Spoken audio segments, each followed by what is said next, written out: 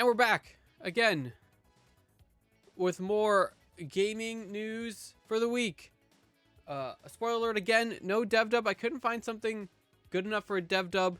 You might think, hey, Overwatch did a bunch of things. Why shouldn't they get the dev dub? And my response to that is Blizzard sucks. So they will not be getting the dev dub just for that bullshit. So we got a decent amount, not a lot.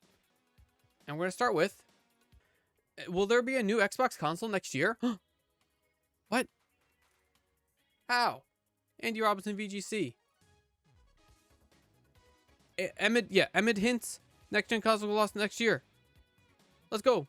Chipmaker Emid has hinted that Microsoft's next generation Xbox console could launch next year. Speaking during an earnings call on Tuesday, CEO Lisa Su stated that its development of Microsoft's next gen Xbox SoC is progressing well to support a launch in 2027. Huh? Oh my god. While the comment doesn't outright confirm the next Xbox will release next year, it indicates that the Microsoft could be ready to launch soon. What are they doing? Come on, guys. Neither Sony nor Microsoft have shared concrete information on their next-gen console plans. Both companies have confirmed they are working in a partnership with AMD. We know this. Both could launch in 2027. However, at least one market analyst believes that the release date of PlayStation 6 is likely to come later than most forecasts have suggested due to various factors. Just rumors, nothing for sure yet. So there is a small chance that they will get released next year. I doubt it. If anything, they might get announced next year to be released the year after. But I doubt there's going to be an actual hardware launch next year. If there is, cool. I wonder what it's going to be like. But I doubt it. We'll have to wait and see. We'll see how the game showcase award seasons go this year if we see anything. If we don't, we're definitely not getting anything next year. Next up, the Epic launcher sucks. That's coming from Epic themselves. This is Chris Scully in VGC. Epic Game Store exec admits the launcher sucks. Says improvements are on the way. Man. In an interview with Eurogamer, Epic Game Store Vice President and General Manager Steven Allenson was asked about the player's experience navigating the store. Replied that the company is focused on improving the store and its software launcher, pointing to its slow speeds as one of the main problems it's working on. We got a lot of stuff out the door last year, and this year is going to be probably the best year for that stuff on the big rocks. And the big rocks are, the launcher sucks. Let's call it what it is. It's really slow. It makes calls to our backend services to refresh every time you click around. That's crazy it does that. No way. And depending on your connection, you'll have to wait a couple seconds. It is very ungodly slow. And that just doesn't feel good, especially when people are comparing and contrasting and dual using one that doesn't do that.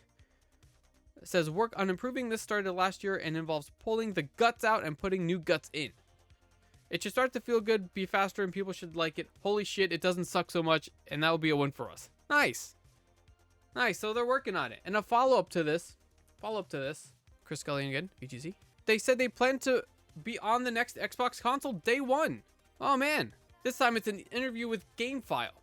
Said the company had been having discussions with Microsoft about having the storefront on the console. Allison was discussing the Asus ROG Xbox Ally, which is such a dumb name, and Ally X handhelds, which are essentially handheld PCs with boot into an Xbox app, but also provide access to other stores like Steam, GOG, Ubisoft Connect, Battle.net, and the EA app, which also sucks.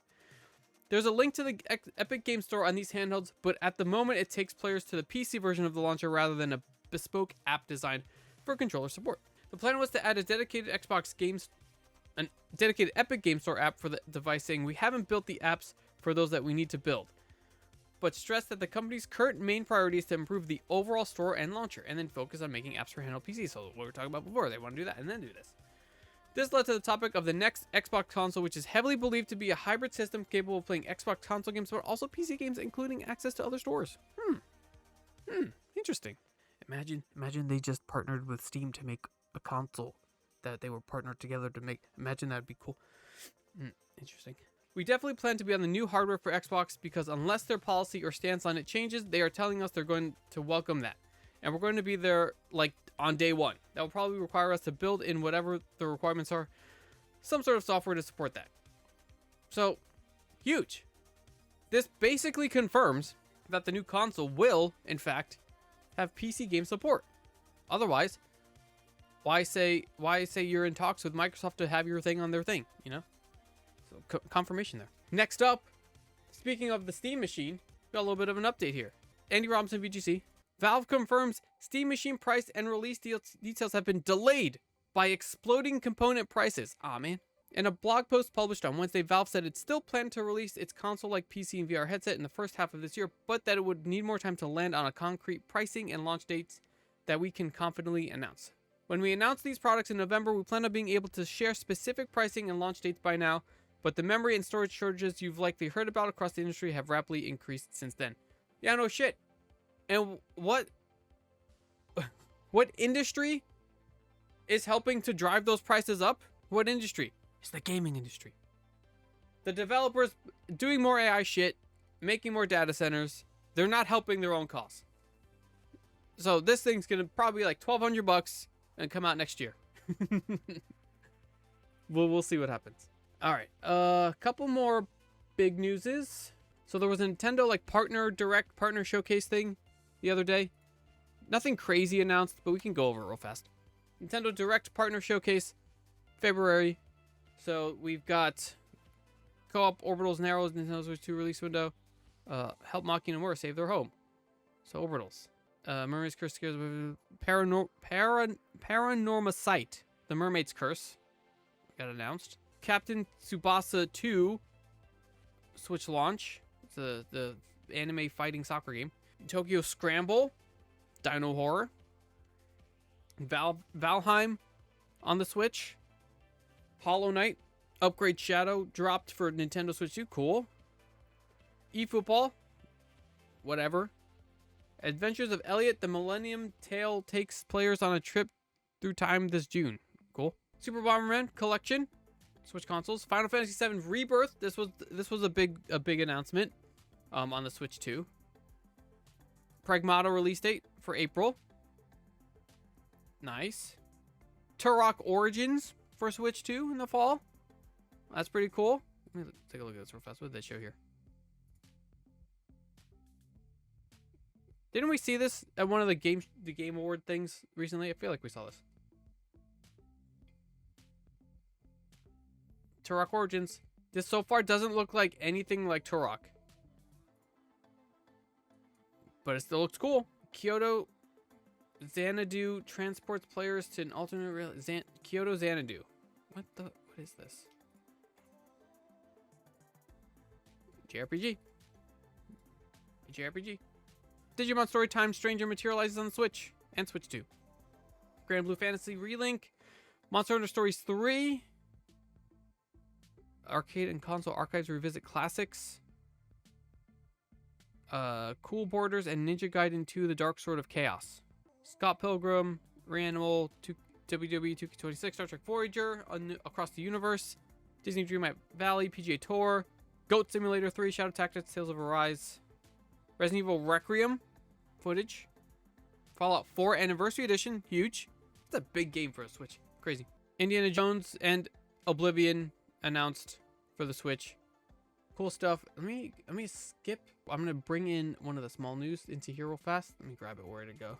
Not in this showcase, but a recent announcement to go all along with Nintendo. Guess what's back? Chat, guess what's back? So they announced the Virtual Boy accessory, right? Which is like $100. But hey, they have an alternative. Guys, they have an alternative. And the alternative is Labo. Labo's back. Gamers, Labo is back. This is Andy Robinson, VGC. Nintendo confirms an alternative to Switch's $100 Virtual Boy accessory, Labo VR. More cardboard. According to Nintendo Treehouse staff member who confirmed the functionality with Games Beat. According to the person, the functionality wasn't previously disclosed in marketing materials because Nintendo no longer sells the Labo VR kit. Virtual Boy games are set to launch February 17th. Who's going to buy this shit? Who's going to buy this shit? It seems Labo VR will now provide a third option and presumably indicates that the Virtual Boy accessory could work with compatible 3D Nintendo Switch games like Captain Toad, Super Smash Bros. Ultimate, Legend of Zelda Breath of the Wild, and Super Mario Odyssey. So there you go. Released in 2019, it is no longer available, but if you have it, you could use it instead of the Virtual Boy. Cool stuff. You can use your cardboard. That's real funny. All right, let's dive into the Overwatch stuff for a little bit. Oh, another thing announced during the Nintendo thing, almost forgot. Oh, they showed these cool Resident Evil amiibos. I kind of want these. Why? I don't know. I don't know why. but it's so weird to see a Leon S. Kennedy amiibo, and I think that'd be cool to have. I want these amiibos. I think I'm gonna get them. They're just like, it's just amiibos of people. It's just people. It's just people. It's just so funny. It's just amiibos of people. It's so great. I want these so bad. I really want these. Anyway, Overwatch overhaul. Big Overwatch announcement. Andy Robinson VGC. Overwatch is dropping the 2, adding 10 new heroes, and coming to Switch 2 in major revamp. Whoa. From February 10th, which is 3 days from today, Overwatch will kick off a year-long narrative arc, The Reign of Talon, that will unfold across 6 seasons.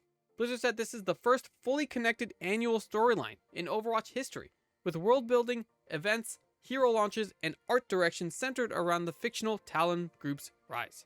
According to Blizzard, the Talon narrative will evolve in real time through in-game events, cinematics, and hero trailers, stories, comics, live so much shit. Fully integrated narrative viewer. Notably, Season 1 will add 5 new heroes in Season 1 to Overwatch, an unprecedented addition for the series, and a total of 10 will be added across all of 2026. The first 5 heroes coming to Season 1 are Domina, Emre, Mizuki, Anran, and Jetpack Cat. Everyone loves that Jetpack Cat. So we got a tank, 2 DPS, 2 support. Also see Overwatch give a full interface overhaul in what Blizzard's calling the largest menu redesign in franchise history. That includes a new 3D hero lobby in Season 1, expanding to a full party in Season 4, new notification hub, faster navigation, and reduced friction, revamped hero gallery, social panel, and global navigation. It sounds like they're doing a lot of changes here. Did they announce that they're doing new maps? Did they say they're adding new maps? I assume there's new maps. I don't see anything about new maps. Where is this? Our most ambitious launch that we've ever had for Overwatch. Oh, here's the cat. Right there. That's the cat. Most ambitious launch we've ever had for Overwatch, and the largest year we've ever had. We think about it more as an expansion moment for the game. The idea is that Overwatch will have a big story arc each year, starting with the Reign of Talon. If you look at the year we're just jumping into, yes, we have this massive moment at the start. We do want to do something big next year, but at the same time, we are releasing a new hero every season this year, and it's something we've never done before. So this is, in essence, us really committing to something bigger. I am flabbergasted. Blizzard emphasized its commitment to Overwatch after a tough few years in which it's backtracked on big new features and lost some of the excitement of its original iteration. We look at this business as something that will carry Overwatch into the next 10 years. We don't look at it as a sprint, but a marathon. Chat. Let's talk about this for a second.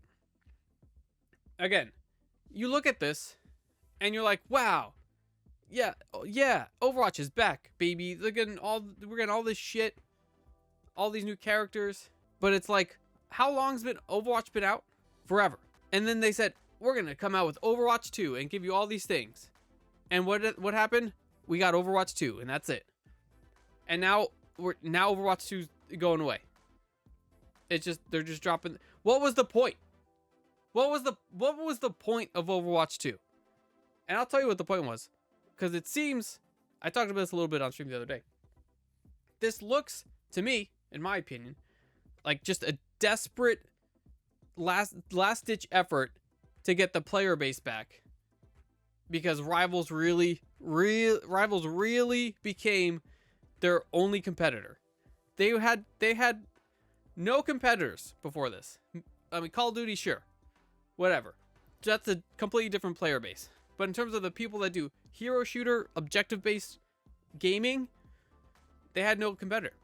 And then Rivals happened. And out of nowhere, I guess, the Marvel branding, everyone flocked to it.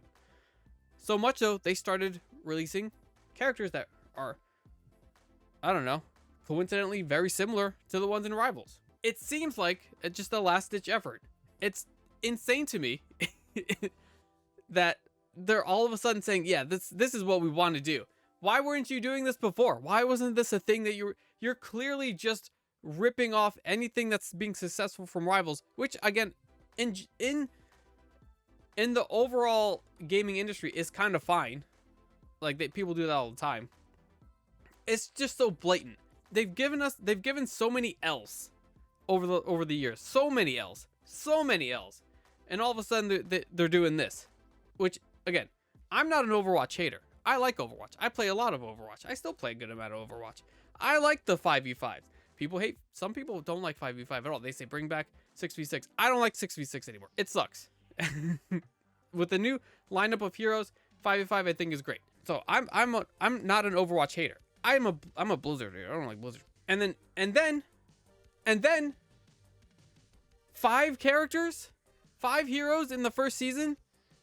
We've talked about how every time they add one character, the balancing breaks until they update it. Every single time. And they're going to add 5 all at the same time. What do they think is going to happen here? Everyone's just going to flock back to Overwatch? Listen, don't get me wrong. This first season of Overwatch, when this starts, is going to be huge. It's going to be huge. Like, guaranteed it's going to be huge.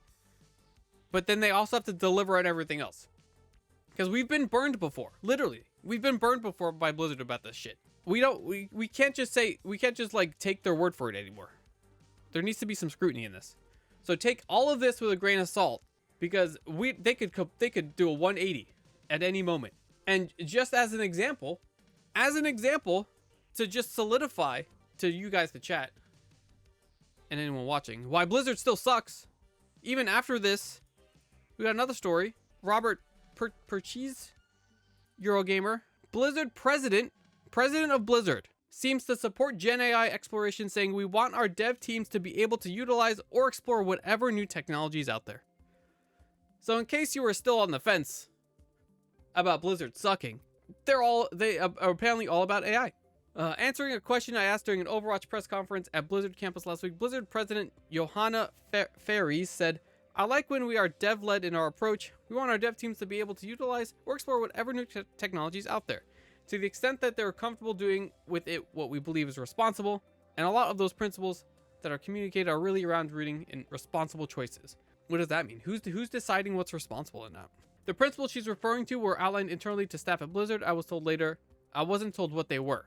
Went on to say, we do actually at Blizzard have a centralized governance team specifically focused on AI and the role it can or should play in our development cycles. What's great about that is it's very cross-functional. So you're going to have voices from around the horn thinking about not just what's hot topic now, but where do we want to be 5-10 years from now? What's the implication on our teams? What's the implication on our values? How do we make sure that we don't stymie the opportunity for devs, artists, whomever, to want to play with the new tools and play in the sandbox? The sandbox seems to be generative AI. If it unlocks creativity or gets rid of drudgery or what have you, we want happy devs, right? But to the extent that it can be accelerant in our creative process, we also want to make sure that it's a responsible tool and aligned with how we want to show up as a company. But what does that mean? What does that mean? Because your company doesn't have a great reputation. So I feel very good in terms of the process we have in terms of vetting. Is it secure? Is it safe? Is it values-led? But I keep coming back to, I want the teams to feel safe, to explore the extent that it drives joy in the world. I think we have a good process all up.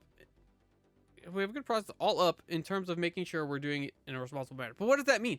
There's no explicit, yes, we're going to use generative AI, or no, we're definitely not using generative AI. Because, like, you either are or you aren't using generative AI, right? It's binary. You're either using generative AI or you're not.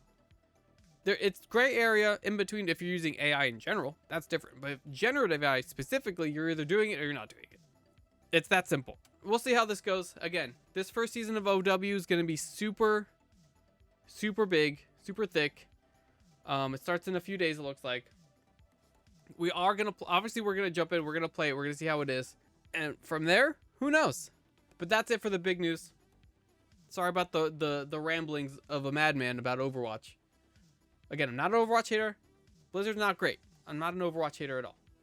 It's just they make some dumb, stupid decisions all the time. And the fucking extortion with the prices of these skins is insane. All right. Starting off the bunch of small new stuff. The Switch version of Apex Legends is shutting down in the summer, Chris Kelly and VGC. Launched in 2019 before ported to the Switch in 2021. The Switch version will terminate in a few seasons' time, warned at the start of Season 30, marking the end of the Switch game. Season 29 will be the final update for Apex Legends on the Nintendo Switch. Future seasons of Apex Legends will continue to be available on the Nintendo Switch too. I mean, sure. The Switch compatibility and support will one day be done, so it's not surprising. Anyway, so the Switch version of Apex Legends is shutting down for those gamers that love to play shooters on the Switch. Next up, Chris Culling VGC. Players buying third-party games on the Epic Game Store will soon unlock Fortnite cosmetics based on those games. That's pretty cool. In an attempt to convince more players to purchase third-party titles on the Epic Game Store instead of competing stores like Steam, Epic is launching a program which will let studios include Fortnite content as part of a game purchase. Cool. We're launching an official program to help developers sell more games on the Epic Game Store by leveraging the marketing power of Fortnite. Players who purchase participating games will get a Fortnite cosmetic along with a matching character avatar for their Epic account profile to be established in the first half of the year. Hey, cool stuff. That's cool stuff. I like their cross-pollination of things that they got going on there. Not that I'm a big Fortnite person, but I think this is just cool. The first set of companies who have signed up for the partnership include Capcom, MiHoYo, Pearl Abyss, which does Crimson Desert, S-Game, Phantom Blade, Mint Rocket, Dave the Diver, and Cacao Games, Path of Exile. More IPs to announce. So cool stuff. Hey, buy third-party games on Epic Games Store to get Fortnite stuff. So if you play a lot of Fortnite, you might want to spend more money on the Epic Game Store. Maybe not, because it sucks. They said that it sucks, so it might suck. Next up, the Switch version of Borderlands 4 may have been scrapped. Borderlands 4 for Nintendo Switch 2 likely axed as Take-Two says it's paused development. Andy Robinson, VGC. Last September, Switch 2 version of Borderlands 4 was unexpectedly delayed just 1 week ahead of its planned October 3rd release date, with its developer citing additional development time needed. Now publisher Take-Two's latest earnings result, Borderlands 4 for Nintendo Switch 2 has been removed entirely from its release schedule, and the company has suggested it's been axed entirely. We made the difficult decision to pause development on that SKU. Our focus continues to be delivering quality post-launch content for players on the ongoing improvements to optimize the game.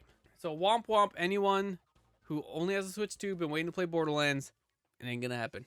At least not anytime soon. Moving on, we're gonna talk a little bit about, what's this game called again? Ashes of Creation? Because what the hell is happening with this game? This is Vicky Blake, Eurogamer. There's a lot going on with this game. Ashes of Creation's leadership team quits in protest as director accuses board of decisions she could not ethically agree with or carry out. Spoiler alert, he doesn't say what those decisions are because of legal reasons, so we don't know what the whole thing's about. Director and creator of Ashes of Creation, the MMO RPG brought to life via the $3.2 million donated by almost 20,000 backers in 2017. This is Kickstarter, I think. He has quit in protest against decisions his board was making that he could not ethically agree with or carry out. Following a slew of unhappy messages from numerous people posted online across Discord and LinkedIn, it appears that director Steven Sheriff's resignation triggered further resignations across much of the senior leadership team of Intrepid Studios, after which the board proceeded with a mass layoff. Crazy stuff. Where he posted this somewhere on some site. I can make a limited statement in my personal capacity and not on behalf of the company regarding the situation. On Discord. Control of the company shifted away from me, and the board began directing actions that I could not ethically agree with or carry out. As a result, I chose to resign in protest rather than lend my name or authority to decisions I could not ethically support. Following my resignation, much of the senior leadership resigned. Following those departures, the board made the decision to issue WARN Act notices and proceed with a mass layoff. Whoa! I cannot responsibly speak to further details about at this time due to ongoing legal and governance matters. What I can say is that the developers and staff acted in good faith and deserved better than the uncertainty that they are now facing. I'm incredibly dismayed. Players are now understandably concerned that the game they only purchased a couple weeks ago is released into early access on 11th of December, could be in jeopardy. And the Steam page and its subsequent reviews is now filling up with concerns and complaints from players trying to get an answer on the game's fate. Reach out to Intrepid Studios and we'll update as soon as we get a response. They have not gotten a response yet. But if you go to the Steam page for this game, it's overwhelmingly negative right now. Everyone's saying that the game's a scam, that they got the rug pulled out from under them, that they just took the money and ran, that the dude was crying about needing support, got the support, and then said that he didn't want to sell the studio. This is all in the comments. That he didn't want to sell the studio because he wanted to avoid a board of directors, and then eventually there was a board of directors who did some stuff that he didn't like, so then he quit, which now I guess the studio looks like it's going to shut down. But the game just got released, and they already said we're stopping development on it. So everyone's trying to get refunds. Everyone in the comments is trying to get refunds, and they're getting donowalled, so they're calling it a scam. This is crazy. This is some crazy stuff. I can't wait to see more of this. This is just happening, but we're gonna follow along as the days go. Next up, we're almost done, gamers. Got a few more. Got a couple updates from Take-Two about GTA 6. They denied that they will launch without a physical version. They said that's not the plan. We're getting conflicting reports. Some say the physical version will arrive 3 to 4 weeks after the digital release, while others say it won't happen until early 2027. Speaking to Variety, Zelnick has now denied that this is the case, asked if Take-Two planned to delay the release of the physical version until after the initial launch date. The CEO replied, that's not the plan. So, just so everyone knows, all the rumors so far, according to what they say, are not true. There will be physical copies day one.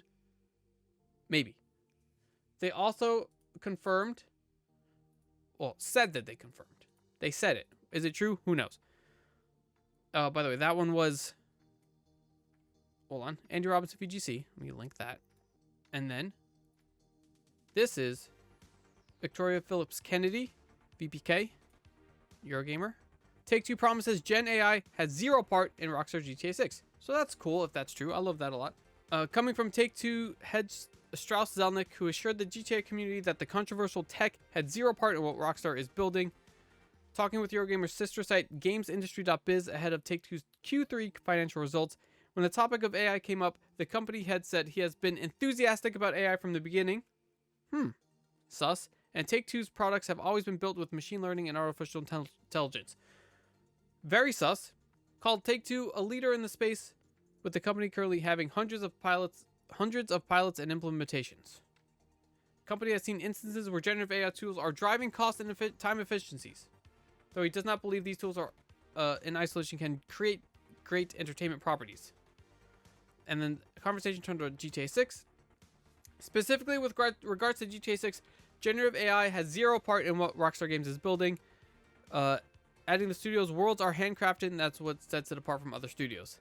They're built from the ground up, building by building, street by street, neighborhood by neighborhood. They're not procedurally generated. They shouldn't be. That's what makes great entertainment. So what are you saying? That's what makes great entertainment. So then why are we trying to be a leader in the space for generative AI tools within our studios and hundreds of pilots and implementations when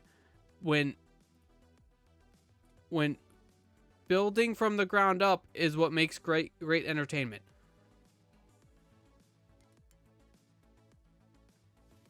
Huh? What? That doesn't make any sense. These people are dumb. Next up, we did the Nintendo thing. I labeled this, what are we even doing? I don't remember what the story is. Hold on. Chris Cullen VGC. Oh, this one, yeah. I labeled this, what are we even doing? So a game from the team that offended Studio Ghibli's Hayao Miyazaki with its AI zombie animation is out next week. If you have any sense of honor and respect, don't play this game. Don't look at this game. Don't buy this game. Structure is releasing Life motion learning life evolution, a game which appears to have evolved from the tech scene in that prototype. The game features creatures made out of blocks which shuffle around awkwardly under physics engines as they learn how to move. So this company, who like 10 years ago offended the great Hayao Miyazaki, I'll bring up the clip. It's just 2 minutes long. So this is them. They're showing off their new prototype where they have these creatures, these zombie creatures, trying to figure out how to move. It's like they're trying to move with their heads because they don't know what the hell they're doing. It uses head like a leg. The movement is so creepy and could be applied to zombie video games. Ha ha ha ha ha. Artificial intelligence could present us grotesque movements. This is what we've been working on. And they said, hey, what are your thoughts? And he says, well, every morning, not recent days, but I see my friend who has a disability. It's so hard for him to just do a high five. His arm with stiff muscle reaching out to my hand. This is him in front of everybody. Now thinking of him, I can't watch this stuff and find interesting. Whoever creates this stuff has no idea what pain is or whatsoever. I am utterly disgusted. If you really want to make creepy stuff, you can go ahead and do it. I would never wish to incorporate this technology into my work at all. in front of them. I strongly feel that this is an insult to life itself. He's saying it to them. And this guy's like, oh, fuck. This is just our experiment. We don't mean to do anything by showing it to the world. And he says, yeah, I understand. So then the second producer goes, so what's the end goal here? What are you trying to do? And this Maroon said, we would like to build a machine that can draw pictures like humans do. He says that in front of Hayao Miyazaki. We want to build a machine that can draw pictures like humans do. He says that. In front of him. Look at this guy on the left. He's just like, he's not doing well. He's not doing well. And they just zoom in on him. So that company apparently is releasing a game. I'm not even going to play the trailer. And life, motion learning, life evolution. Don't just put it out of your brain. If you see it anywhere, shit on it. Literally. Get the shit out of here. How do you offend Hayao Miyazaki and still try to continue as a company? That's crazy. Oh man. A couple more next up. New Horizon game that's for somebody. It ain't for me, that's for sure. Andy Robinson, VGC. PlayStation and Guerrilla announced a tactical co-op Horizon game, Horizon Hunters Gathering. And for me, for this is not a game for me. Horizon games, great. They're so pretty. Story's great. They're fun to play. This is no. So let's look at the trailer here.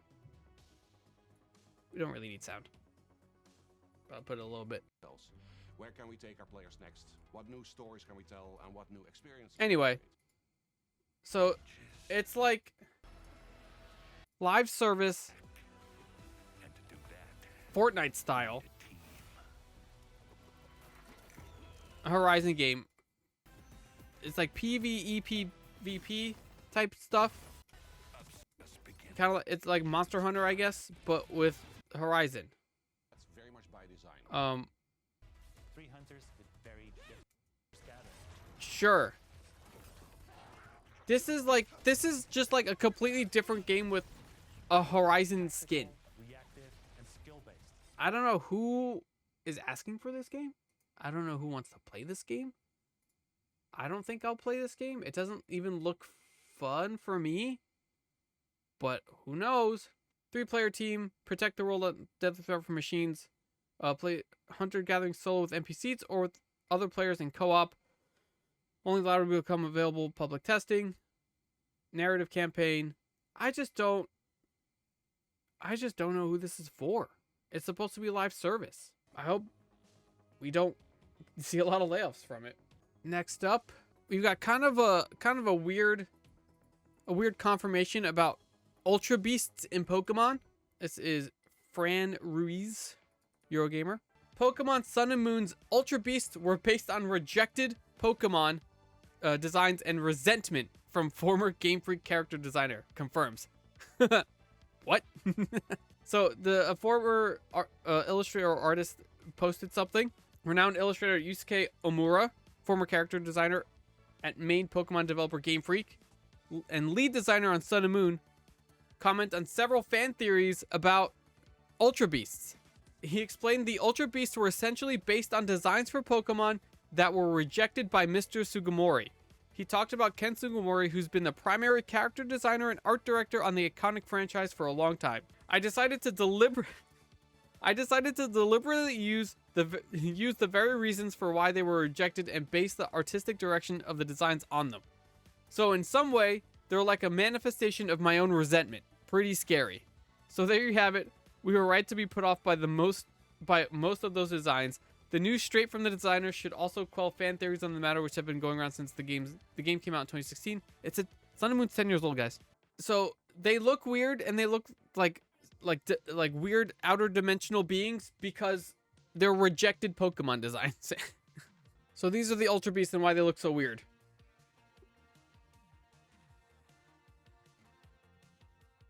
Because they're just resentment. That's why they exist. Because of resentment. Pretty funny. Pretty funny. All right, and then the last news story, little baby news, is going to be about this game here called Exit 8. So this game on Steam is like $4, it's $7, which is basically $5. So it's kind of like one of those like creepy, you're in a never-ending like hallway maze, and you have to figure out the little clues to get out of the maze, because it's like walkway to get to your exit and for the subway, but you have to figure out the clues to get out of the puzzle. Basically, it's supposed to be real creepy. So you're just in this endless tunnel here. Just a little fun game. But it's been so popular that they are making, or they did make a movie about it, and it was released a while ago, I think, in Japan, and it's just now gaining traction here. But I want to check out the trailer because it looks pretty fucking cool, not gonna lie. So we'll watch the trailer. And it looks exactly like the game. Not that it would take a lot to make it look exactly like the game, but it looks exactly like the game.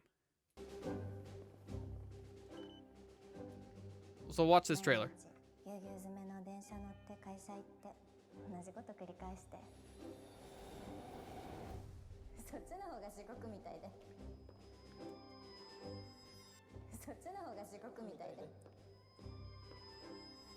そっちの方が地獄みたいで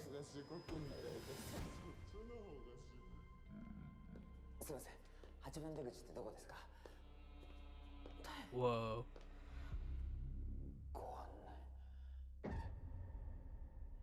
If you find an anomaly, turn back immediately. Rule number 1. Anomalies.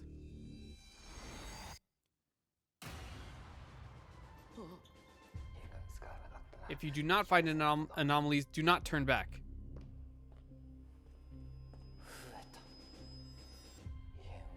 Do not overlook any anomalies. Whoa.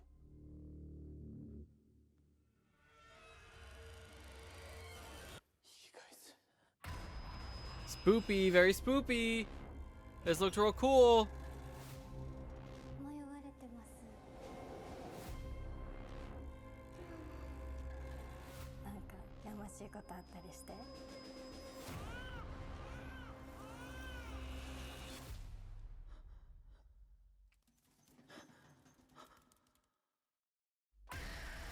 Ew.